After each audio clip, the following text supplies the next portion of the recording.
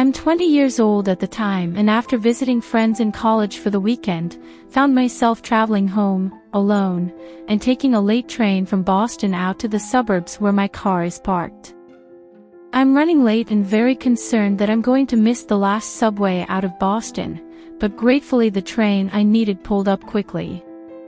I remember being annoyed at myself for creating stress with such an unnecessarily close call, as I was definitely on either the very last, or next to last, train out of Boston.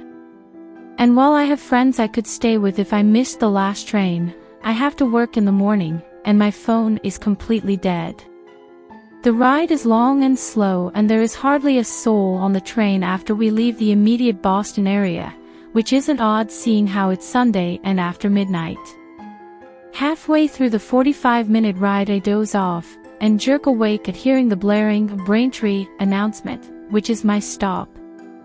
In my foggy state I grab my bag and jump off the train, and the moment I realize I'm at the wrong stop, the doors close. Turns out, they were just announcing the train destination, not train stop.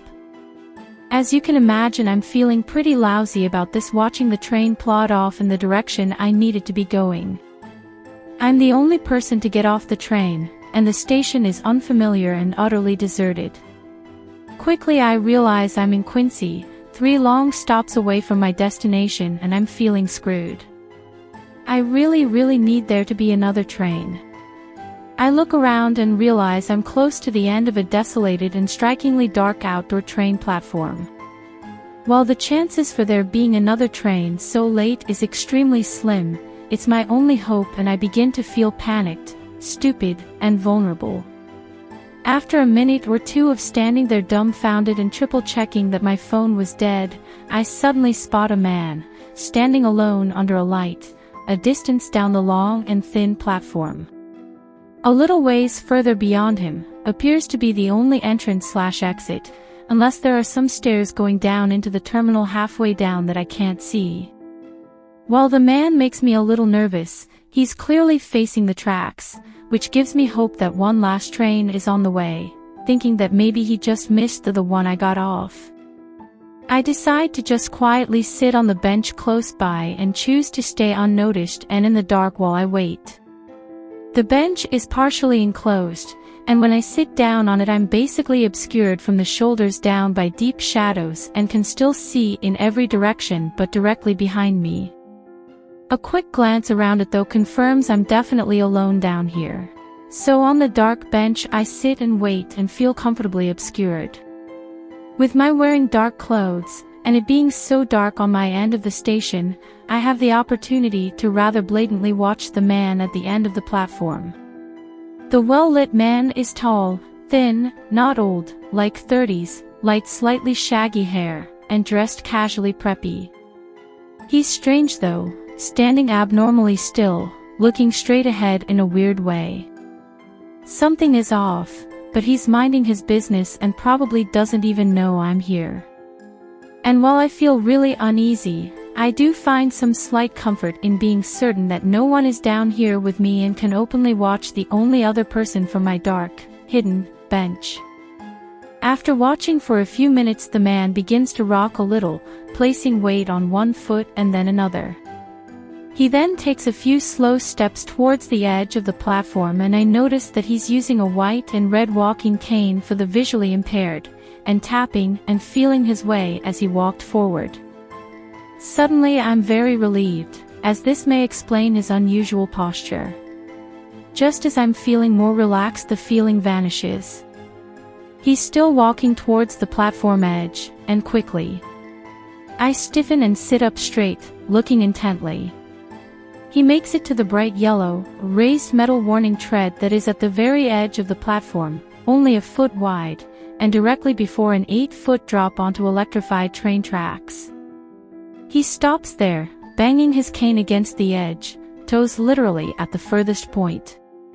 I stand up and walk a few paces closer as he starts to sway again, but more dramatically. My mind begins to race. What's going on? Is this a suicide situation? He is in a lot of danger. I want to take action and try quickly to figure out the best way because this poor man needs help of some kind. I'm just trying to figure out how to approach him because I really don't want to startle him with his being so very close to the edge. In fact, he's the furthest you can go and his swaying has evolved to a kind of dance. Suddenly, after what seems like ages but is probably just a minute or two, he stops and begins to take slow steps backwards, until finally he returns to standing still and staring straight ahead, back under that spotlight. With my heart racing and mind spinning, I return to my dark bench, sit back down quietly, and try to process what's suddenly happening. I want to help this man, but I am being overwhelmed by alarms in my brain. I keep watching and being as silent as possible. He stands calmly for a few minutes under the light, facing the tracks, and safely several paces away from the edge. I decide to get help. He just did something crazy, really unnerving, and really dangerous, and I don't know what his intentions are. I'm still sitting on my dark bench fighting off conflicting feelings and secretly watching him, when he suddenly turns his whole body to directly face me. Straight on facing me, exactly the angle to where I am sitting, and he's smiling. He's far away, but so well lit, I can tell, he is absolutely smiling and looking suddenly right at me. I'm completely startled, and my jaw drops. My mind is now racing like crazy. He knows I'm here. He must know I'm here, but if he knows I'm here, why is he facing me? He knows exactly where I'm sitting. What? Is he actually blind? But I'm sitting in the dark and not making a sound. He's smiling. What happens next is so sudden that I remain basically frozen like a statue, sitting on the dark bench, the entire time, not making even the slightest sound. Suddenly, still smiling, he turns and faces the train tracks, and again using his cane, walks right over to the very edge and begins his side-to-side swaying. Except now it's even more dance-like. He then changes position, putting one foot right on the edge, and one foot behind him and starts this exaggerated lunging motion, as one would jump in front of a train, nearly jumping off the platform, but catching himself before he does. He does this repeatedly. All the while, I'm just watching from a distance, basically in, horror and confusion. Suddenly he stops all this and turns. This time he doesn't face me, but faces in my general direction, my end of the track smiling still from what I can see. He slowly begins to walk down the platform towards me. He is walking right on the edge, directly on the warning track. The whole time I can hear the clack of the cane going side to side. He is so close to the edge that the cane is going into the darkness. He gets closer and closer and I can do absolutely nothing but stare. How could he be walking so close to the edge? Why is he coming down here? Closer and closer he gets and I can now see him better, still the big gaping grin on his face, empty and farcical like a game show host, and his eyes, they're slammed shut. They aren't gently closed, they are aggressively and exaggeratedly closed, very, very tight. I know though, that it's possible to peer a little bit while making this face. My mind is exploding and I remain frozen solid. He is now so close, about 20 feet away.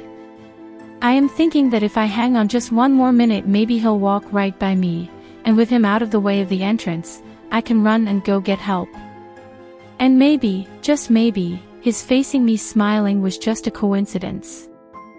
Maybe this whole time he has no idea I am even here. Maybe he really is blind. But greatly to my dismay, only about 15 feet before he reaches me, he stops and he turns and faces me, eyes still slammed shut, gaping smile. He is just now standing there on the edge of the platform facing me. His eyes are tightly shut and he is facing right at me. This can't be possible and feel like I am in a surreal nightmare, and then suddenly, it gets much worse. He starts making this weird, high-pitched whimpering, moaning, feminine, soft laugh. He reaches for the zipper on his pants and unzips them while holding his cane. He pulls down his pants and underwear exposing his penis, and then, while still facing me, starts jumping up and down, all the while continuing to do that soft coy laugh. He then changes position and starts doing that jumping from foot to foot lunging motion like he's about to jump into the path of a train, except now his movement compromised by his pulled down pants. He continues this, smiling, eyes shut, penis flopping around this way and that, and making that simpering laugh. All the while I'm sitting there in some kind of mesmerized horror state. Suddenly I hear the train rattling loud and approaching fast. In frozen horror, I'm both groveling in thanks to God, and terrified that at the end of all of this true insanity, I am about to see someone commit suicide right in front of me, or accidentally get hit by the train. Right as the train reached the platform and started slowing down, he returns to simply swaying again and takes a step back. Being the very last train of the night, every car seems to have some people on it. I knew immediately I was probably safe. The train stops and I sprint like hell down the platform a few cars distance down and jump on. I don't know if he gets on the train too or just stands there, but I definitely don't hear anyone yelling or anything, so I assume that he pulled up his pants either way. And so, once on the train, I sink into the seat, my mind thoroughly blown. My mind explodes in every single variation of the feeling that can basically be eloquently summed up as one giant what the fuck. Gratefully, at the end of all of that, I really do feel immediately safe and I'm not further subjected to worrying about him following me off the train, if he even got on, because there's always other people getting off at Braintree. It was all just, quite simply, so odd and bizarre that I felt like after all these years, sharing it. It's easily the closest thing to a nightmare I've ever experienced. It was so weird, scary, surreal, and happened so quickly that it was almost like I coasted cleanly by being scared and just settled into a kind of hypnosis and unable to move. I'm not trying to be dramatic about it, I just don't know how else to describe it. Honestly, when I got on that train, I was just sitting there a bit tweaked, wide-eyed, and really honestly laughing in my head at the sheer shock of it all. The immense feeling of relief I felt when I boarded the train quickly changed any feelings of horror to that of shock, disbelief, and gratitude.